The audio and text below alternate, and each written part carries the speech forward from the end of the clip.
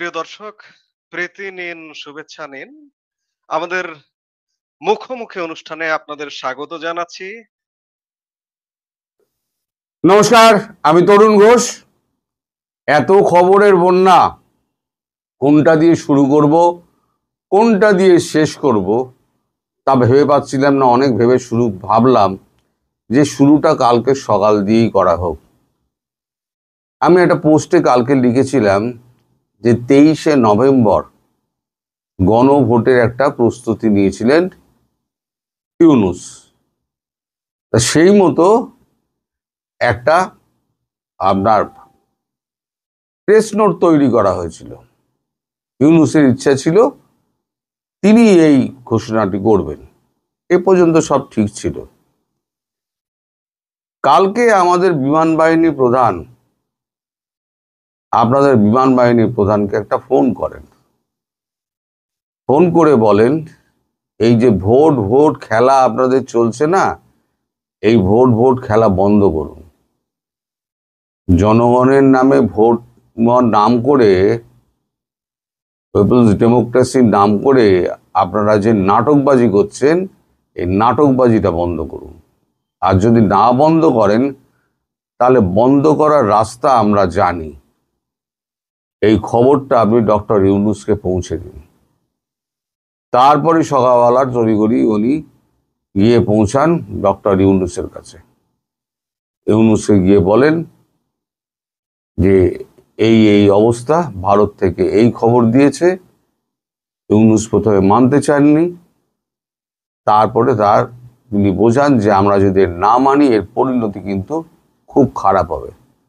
আমাদের এই অবস্থা, আমরা ভারতীয় সৈন্যের সঙ্গে কতটুকু যুঝতে পারবো সেটা অন্তত আমরা বুঝি। আপনি না বোঝেন, আমরা বুঝি। তারপর ডক্টর ইউনূস, তার মন খারাপ হয়ে যায়। তিনি তখন স্থির করেন, না, আমি নিজে আর এই প্রেস নোট আমি আর নিজে আর পড়ব না। যখন গণভোটের কথাই আমি বলতে পারছি না, তাহলে পরে এটা আসিফ নজরুলকে দায়িত্ব দেওয়া হোক। ওই আসিফ নজরুল যখন পড়া শেষ হয়ে গেছে, তখন বলা হয়েছিল 7 দিনের মধ্যে এটা মানে সমস্ত মানে দলগুলো নিজেদের মধ্যে আলাপ আলোচনা করে তাদের মতামত জানা, নইলে সরকারের মতো ব্যবস্থা নেবে। আসলে এটা ঠিক করা হয়েছিল খবরটা পাওয়ার আগে, যখন প্রেস নোটটা লেখা হয়েছিল। তারপরে বলা হতো, ইউনূস বলতো, আমি ঘোষণা করছি 23 তারিখ গণভোট নেওয়া হবে, যেটা জামাতের খুব ইচ্ছা। গণভোট অনেকে লিখেছেন, গণভোট না হলে পরে বিএনপির তো অবস্থা, বিএনপি তো একেবারে নাচানাচি করবে। মশাই, কোনো ভোটই হবে না বাংলাদেশে, এখন কোনো ভোট হবে না। এটা হলো গিয়ে প্রথম খবর। তারপরে ইউনূস এখন জ্বর সমস্ত বাড়াবাড়ি সমস্ত হয়ে যায়, পেট খারাপ হতো সঙ্গে সঙ্গে হয়ে গেছে। এখন দেখবেন, আপনার যদি মাথার মধ্যে চিন্তা হয় না, দেখবেন তার গিয়ে প্রভাবটা পেটের ওপর পড়ে, তখন বারবার বাথরুমে দৌড়াতে হয়। ইউনূসের হয়ে গেছে সেই অবস্থা। তারপর একের পর এক সঙ্গী হারা হচ্ছে, সেই চিন্তা তো মাথার মধ্যে রয়েছেই। দ্বিতীয় খবর হলো, তারপরে আসুন আজকে সকালবেলা ট্রেসি অ্যান্ড জ্যাকবসন, আপনাদের যিনি ঢাকায় এখন মার্কিন এখন রাষ্ট্রদূত হিসেবে কাজ করছেন, ডেপুটি, তিনি এক গোছা ফুলের তোড়া, এক গোছা 8:30টার সময়, মানে এত ফুলের তোড়া যে ট্রেসির মুখ দেখা যাচ্ছে না, গিয়ে ইউনূসকে দেন। এখন এটা কিসের ইঙ্গিত বোঝা যাচ্ছে না।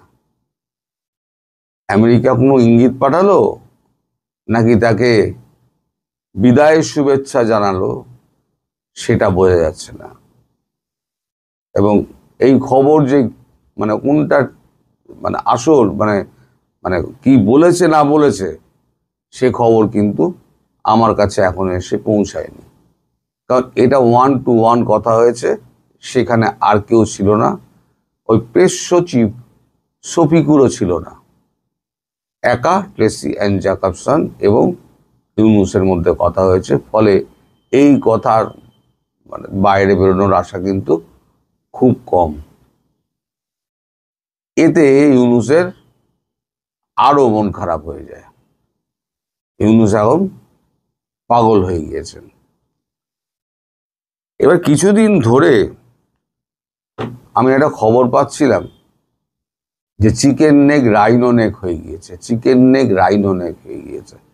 আমাদের এখানেও প্রচুর এরকম ইউটিউবে প্রচুর খবর হয়েছে গত 4-5 দিন ধরে, কিন্তু আমি সরকারি তরফে কোনো রকম এর নিশ্চয়তা পাইনি।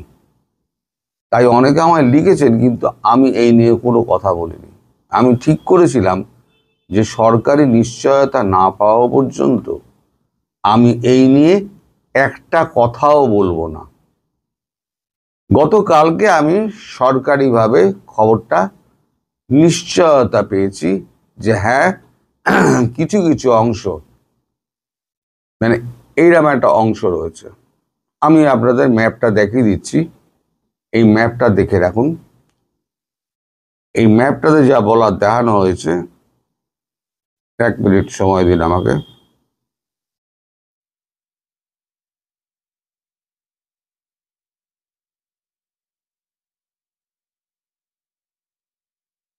এটা হচ্ছে চিকেন নেক, নিশ্চয়ই দেখতে পাচ্ছেন চিকেন নেক, লম্বা দাড়িটা। এবার চিকেন নেকের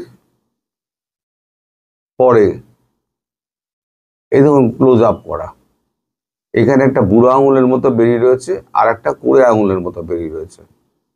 এই যে লাল চিহ্নগুলো দেওয়া আছে, এই অংশটুকু ভারতীয় সৈন্য পদাতিক বাহিনী দখল করে নিয়েছে।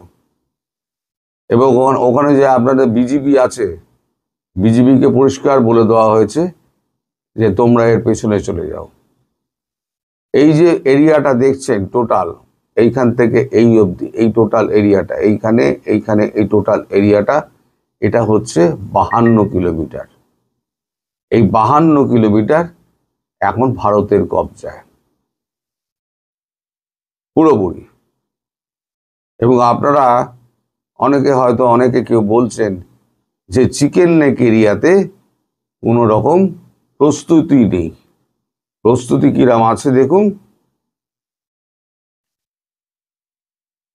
এই হচ্ছে প্রস্তুতির অংশ।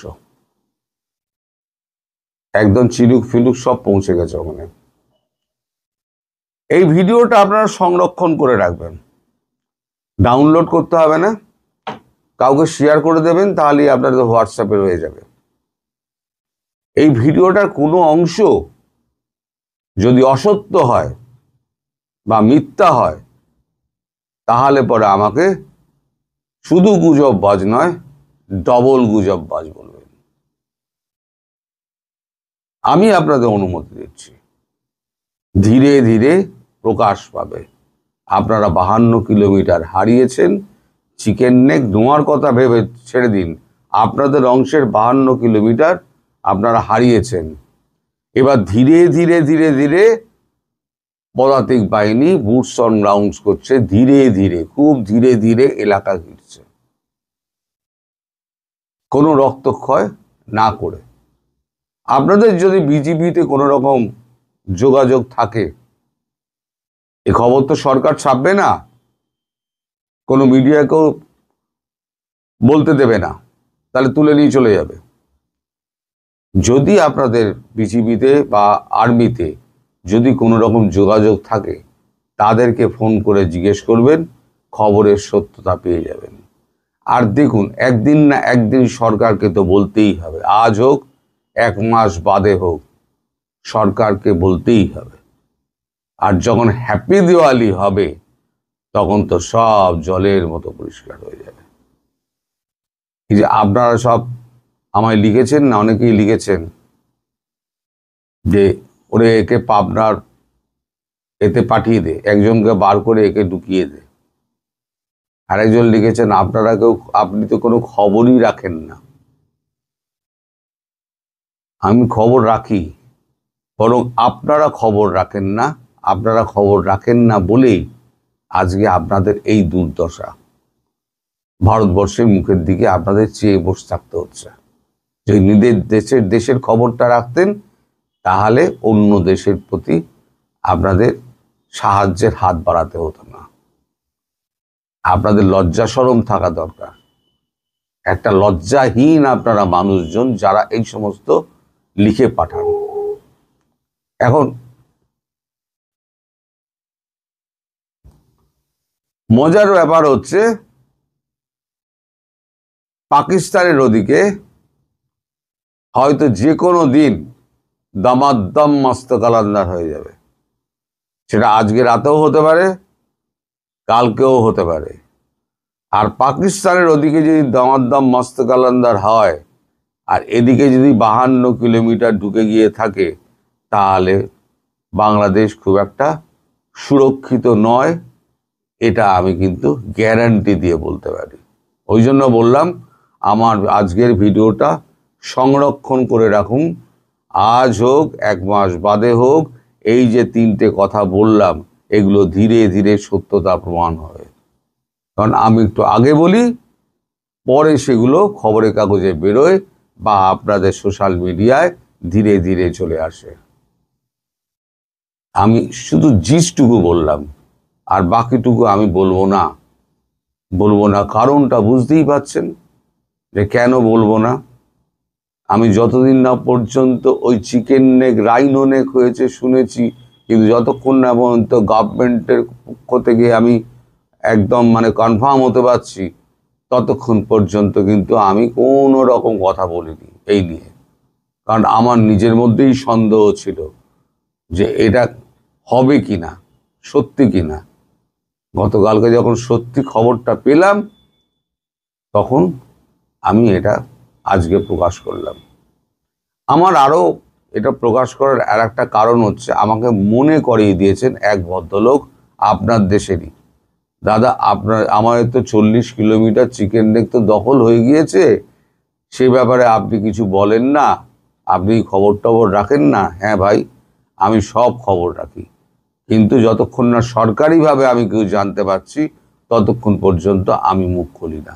তাতেই আমায় গুজববাজ বলা হচ্ছে। এবার ডবল গুজববাজ বলবেন যদি এই খবরগুলো, এই যে 3টে খবর বললাম, এই 3টে খবর যদি মিথ্যে প্রমাণিত হয়, আমায় ডবল গুজববাজ বলবেন। আমি আর ভিডিও লম্বা করবো না। আপনারা সবাই ভালো থাকবেন, সুস্থ থাকবেন এবং সাবধানে থাকবেন। ওদিকে দামাদ্দাম মস্ত কালান্দার শুরু হয়েছে।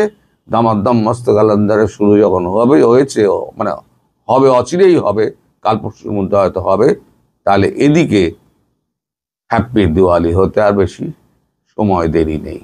সবাই ভালো থাকবেন, সুস্থ থাকবেন, আবারও বলছি সাবধানে থাকবেন।